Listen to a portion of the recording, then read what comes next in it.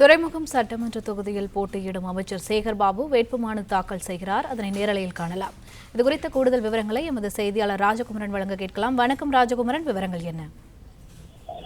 துறைமுகம் சட்டப்பேரவை தொகுதியில் தொடர்ந்து மூன்றாவது முறையாக சென்னையினுடைய மாவட்ட செயலாளர்களில் ஒருவராக இருக்கக்கூடிய திமுகவின் முக்கிய முகமான அமைச்சர் சேகர்பாபு போட்டியிடுகின்றார்.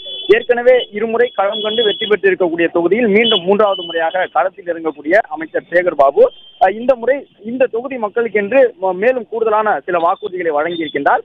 ஏற்கனவே 4000க்கும் மேற்பட்ட குடியிருப்பு வீடுகள் துறைமுகம் சட்டப்பேரவை தொகுதியில் வசித்த மக்களுக்காக தன்னுடைய சட்டப்பேரவை உறுப்பினர் அமைச்சர் என்கின்ற நிலையில் நிதியின் மூலமாக கட்டி கொடுக்கப்பட்டதாக குறிப்பிட்டிருக்கக்கூடிய அமைச்சர் சேகர்பாபு சென்னையில் துறைமுகம் சட்டப்பேரவை தொகுதியை பொறுத்தவரை பொதுமக்களுக்கு தேவையான அடிப்படை வசதிகளை நிறைவேற்றி கொடுத்திருப்பதாகவும், அதே நேரம் போக்குவரத்து நெரிசல் உள்ளிட்டவற்றை தவிர்ப்பதற்காக மல்டி லெவல் பார்க்கிங் உள்ளிட்டவற்றை வரக்கூடிய 5 ஆண்டு ஆட்சி காலத்திற்குள் செய்து முடிப்பதற்கு திட்டமிடப்பட்டிருப்பதாகவும், துறைமுகம் சட்டப்பேரவை தொகுதி வாக்காளர்களுக்கு என்று தனிப்பட்ட முறையிலே தேர்தல் வாக்குறுதிகளை வழங்கியிருக்கக்கூடிய அமைச்சர் சேகர்பாபு தொடர்ந்து மூன்றாவது முறையாக தான் போட்டியிடக்கூடிய துறைமுகம் சட்டப்பேரவை தொகுதிக்கு தற்பொழுது வேட்புமனு தாக்கல் செய்திருக்கின்றார். இன்று மாலை முதல் தன்னுடைய தீவிர பரப்புரையையும் அவர் தொடங்க இருக்கின்றார்.